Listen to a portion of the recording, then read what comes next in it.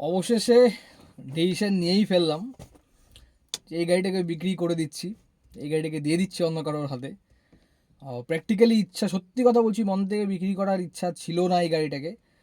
কারণ যেটা হয় একটা, যে প্রথম গাড়ি চালানো শিখেছি এই গাড়িটাতে, এই গাড়িটা নিয়েই অনেক দিন চলেছি, লাইফের ফার্স্ট গাড়ি, যেটা এটা হয়, এটা আমাদের মেয়েদের জানি না, বাট ছেলেদের তো এটা খুব হয়। লাইফের প্রথম বাইক, সাইকেল, গাড়ি, এগুলোর প্রতি একটা অ্যাটাচমেন্ট একটা আলাদাই থাকে। তো যারা দেখছো এই ভিডিওটি, যাদের প্রথম, তোমাদের যদি মনে থাকে প্রথম সাইকেল, প্রথম বাইক, প্রথম গাড়ি কী ছিল, এবং সেই গাড়ি, বাইক, সাইকেলের প্রতি তোমাদের অ্যাটাচমেন্ট কী ছিল, অবশ্যই কিন্তু এই ভিডিওটিতে তোমরা কমেন্টে তোমরা অবশ্যই লেখো। তো যেটা, যে আমার এই গাড়ির পিছনেও আমার অবশ্যই, যেহেতু নতুন গাড়ি বা সরি প্রথম গাড়ি, তো এটার পিছনে একটা অ্যাটাচমেন্ট অবশ্যই একটা রয়েছে। কিন্তু প্র্যাকটিক্যালি দেখতে গেলে পরে রিজন একটাই, এই গাড়িটা দিয়ে দেওয়ার। পুরনো গাড়ি সেটাও রিজন নয়। কারণ পুরোনো গাড়ি হলে পরেও, 16 বছরের গাড়ি হলে পরেও গাড়ি কিন্তু একদম মানে ইঞ্জিন একদম রিফ্রেশ ইঞ্জিনে কোনো একটা সাউন্ড পর্যন্ত নেই, ছোট্ট সাউন্ড পর্যন্ত ইঞ্জিনে নেই, মিনিমাম সাউন্ড নেই। ইভেন এই গাড়ি 110 পর্যন্ত উঠলে পরেও আরামে গাড়ি যাচ্ছে, কোনো ভাইব্রেশন নেই গাড়িতে। এসি প্রপারলি কাজ করছে, পাওয়ার উইন্ডো প্রপারলি কাজ করছে, সমস্ত কিছু একদম প্রপার, একদম খুব ফাইন রয়েছে। কিন্তু এই গাড়িতে ইস্যু একটাই, রিজন একটাই এই গাড়িটি দিয়ে দেওয়ার, বিক্রি করে দেওয়ার, সেটা হলো এটার মাইলেজ। এটার মাইলেজ এতটাই কম যে মানে কি বলবো। 2010-এর এটা 4 সিলিন্ডার ইঞ্জিন গাড়ি, এটা পিক আপ খুব সুন্দর পিক আপ। এটা এটা এখনও আমি এই গাড়ি নিয়ে, আমি কার্শিয়াং ডাউহিল বলেন, কালিম্পং বলেন, বিভিন্ন জায়গায় আমি এই গাড়ি নিয়ে চলে যাই। তো ডাউহিলে এই গাড়ি উঠছে, মানে ডাউহিলের মতো এরকম খারাপ রাস্তায় 16 বছরের একটা গাড়ি উঠছে, মানে এখনও এই গাড়ির পিক আপ কী আছে তোমরা বুঝতেই পারছো। তো যাই হোক, তো এই গাড়িটা যেটা বললাম, রিজন গাড়িটা দিয়ে দেওয়ার পিছনে একটাই, যে মাইলেজ। মাইলেজ এতটাই কম, মাইলেজ মাত্র, মানে আমি এসি দিয়ে গাড়ি চালাই, এসি ছাড়া আমার গাড়ি চলে না, যেহেতু বাইরে এত ধুলা হয়ে গেছে যে মানে এসি কাজ খুলে গাড়ি চালালে পরে একদম পুরো ধুলা ধুলা হয়ে যায় গাড়ি। তো এসি দিয়ে এই গাড়ি চালালে পরে এই গাড়ির মাইলেজ থাকে 10 থেকে 11 ম্যাক্সিমাম, তার বেশি না। তো যেটা আমার জন্য খুব মুশকিল হয়ে যাচ্ছে। কারণ আমার এই বাড়ি, মানে ঠাকুরনগরের বাড়ি থেকে আমার দেশবন্ধু পাড়ার যে বাড়ি রয়েছে, সে বাড়ির ডিস্টেন্স হচ্ছে প্রায় 4.5-5 কিলোমিটার। তো আমার যেতে আসতে, আমি যদি নর্মাল, আমি আর কোথাও যাচ্ছি না, আমি জাস্ট খালি এই বাড়ি থেকে ওই বাড়ি যাচ্ছি এবং আসছি, আমার 100 টাকার তেল শেষ।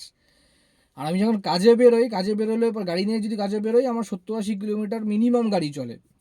তো এবার 10 করে মাইলেজ ধরে নাও, তাহলে পার ডে আমার কত টাকার তেল লাগে হিসাব করে নাও, তাহলে পরে এবার তাহলে মাসে আমার কত টাকার তেল লাগছে। তো সেটা খুব গায়ে লাগছে, সত্যি কথা বলতে প্রচণ্ড গায়ে লাগে জিনিসটা। তো ওই কারণেই ডিসিশন নিলাম গাড়িটাকে বিক্রি করে দেওয়ার। একজন কাস্টমার পেয়ে গেছি, এখন মোটামুটি তার সাথে কথাবার্তা হয়ে গেছে। তো এখন নেক্সট কী গাড়ি নিব না নিব সেটাও একটা চিন্তাভাবনার মধ্যে রয়েছি। কারণ একটা গাড়ি প্ল্যানে আছে, সেকেন্ড হ্যান্ড আবার নিব কি না, আবার ভাবছি মাঝে মাঝে আবার সেকেন্ড হ্যান্ড নেব, আবার 5 বছর পরে বা যে যত বছর পরে আবার সেটা ট্যাক্স ফ্যাক্স আছে, সেটা দেওয়ার ব্যাপার আছে। তার থেকে একটা নতুন গাড়ি নিয়ে নেওয়াই ভালো। কিন্তু নতুন গাড়ি নিলেও কী গাড়ি নিব সেটাও একটা ব্যাপার, কারণ এটা যে কোনো এখন একটা গাড়ি নিলে পরেও মোটামুটি একটা গাড়ির একটা মোটামুটি একটা মডেল নিতে গেলে পরে 8-10 লাখ টাকার নিচে তো কোনো গাড়ি হয় না, এতটুকু তো জানি। মানে কোনো গাড়ি হয় না, না মানে 8-10 লাখ মিনিমাম একটা ভালো গাড়ি, ভালো মডেল, মোটামুটি 8-10 লাখ টাকা। তো একটা 8-10 লাখ টাকার গাড়ি নিতে গেলে পরে সেই গাড়ির একটা ডাউন পেমেন্টের ব্যাপার আছে, কারণ আমি চাচ্ছি যাতে ম্যাক্সিমাম ডাউন পেমেন্টটা করে গাড়ি নেওয়ার, যাতে ইএমআইটা আমার কম থাকে। কারণ একে বাড়ির ইএমআই, তারপর বাচ্চাদের পড়াশোনা, যেটা হয় আর কি মিডিল ক্লাস ফ্যামিলির। তো ওটাও ব্যাপার আছে, চিন্তাভাবনায় কিছু গাড়ি রয়েছে। তো তোমরাও যারা গাড়ি সম্পর্কে, তোমাদেরও যাদের খুব নলেজ আছে, অনেক নলেজ আছে, তো তোমরাও একটু সাজেশন পারলে দিও। যে মিনিমাম 7 থেকে 10-এর মধ্যে, এই রেঞ্জের মধ্যেই, 7 লাখ টু 10 লাখসের মধ্যে, মানে অনরোড 7 লাখ টু 10 লাখসের মধ্যে মোটামুটি কী গাড়ি হতে পারে। আমি মারুতিটা একটু প্রেফার করছি, যাতে মাইলেজটা একটু ভালো পাওয়া যায়।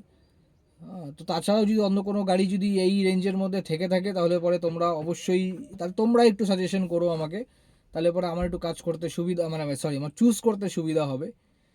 তো এটাই হচ্ছে ব্যাপার। তো তাছাড়া এই গাড়িটা চলে যাচ্ছে, খুবই খারাপ লাগছে, সত্যি কথা বলছে, মানে মন থেকে খারাপ, যেটাকে বলে মন থেকে খুব খারাপ লাগছে। বাকি আর কি বলবো। চলো, দেখা হচ্ছে তাহলে পরের ভিডিওগুলোতে তোমাদের সাথে।